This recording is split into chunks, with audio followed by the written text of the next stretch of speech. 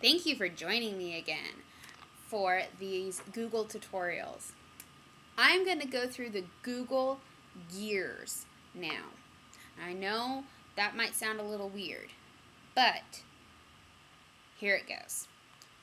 When you're in your Gmail part of your account, you're going to come up to this little gear flower thing that says settings and click it, and there are different displays. I don't notice a difference, so I usually just use comfortable. However, I'm going to go down to settings and waiting for my computer. There we go. And you can see that there are 12 different links, or the proper names are tabs, that at the top of the screen. Unfortunately, I'm not going to be able to go through every single one in detail, but I will mention each of them. The General tab is where you can customize things like how many emails you want to see at once. I have mine set at 20, but earlier I did have 50. I did not like it. It was overwhelming. I'm very glad I changed it to 20. How many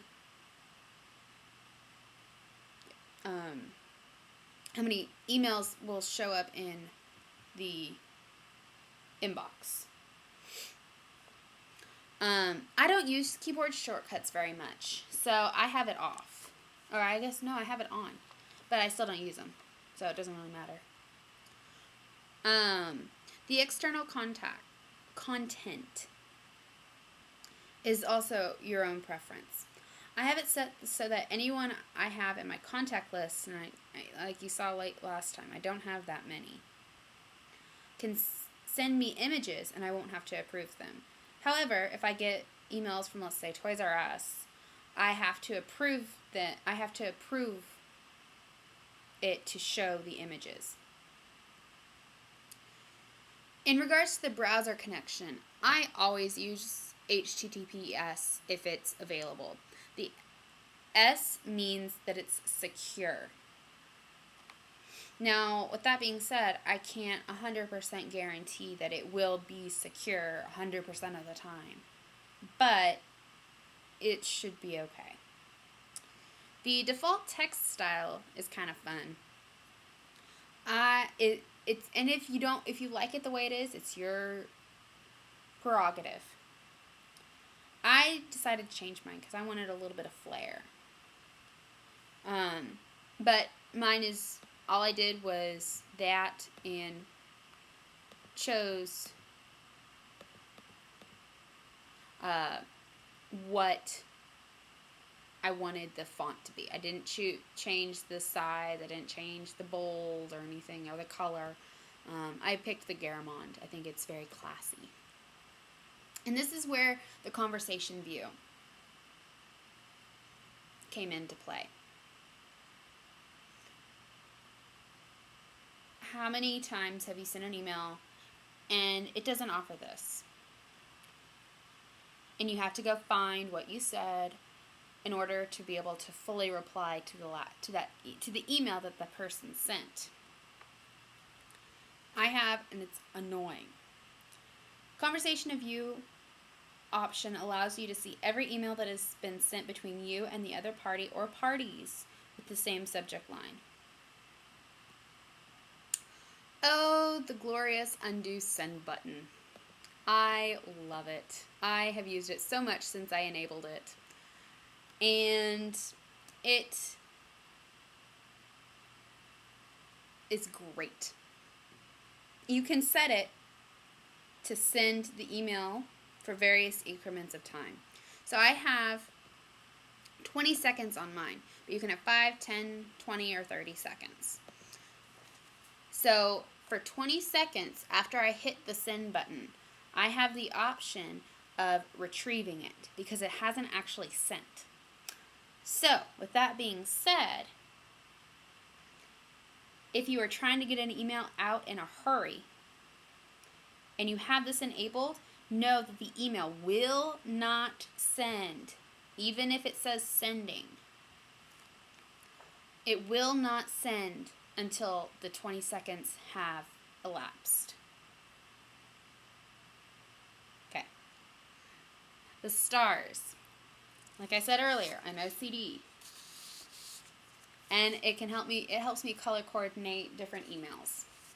So I can choose the 1 star, 4 stars, all stars, or, like I did, you can drag and drop them. And I won't tell you what all of them mean to me, but it makes sense in my head. All right, the desktop notifications. All right. Sorry, lost my place. They're just that. Do you want to be notified when you get a new chat message? And do you want to be notified when you get a new email?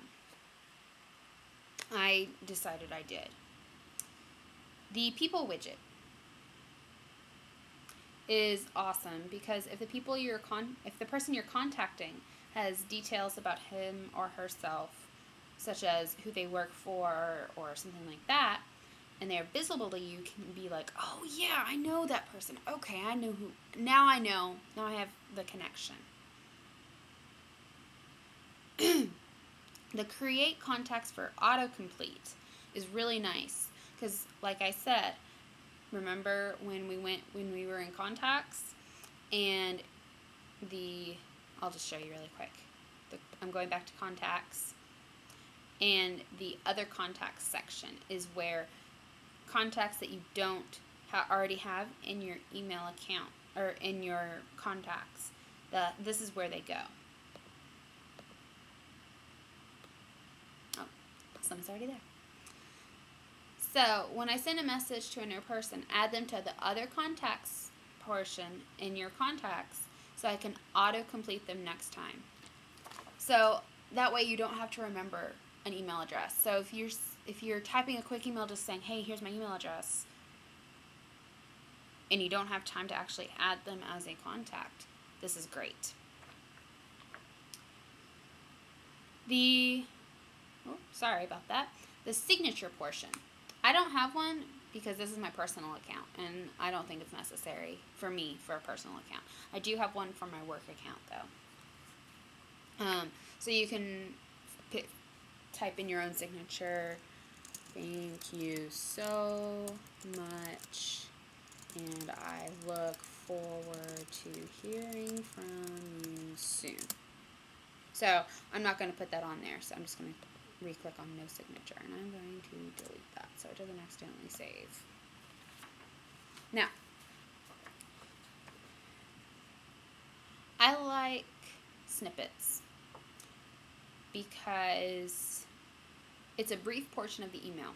It's a little itty-bitty summary. And you can see, so you see it before you actually click on the email. And how many of us forget to turn off our vacation responder? I know I do. And we don't have to actually remember it. So what you can do is you can just click on first day. So let's say I'm going on vacation on August 1st. And I will be back. I will be back on the 16th. I can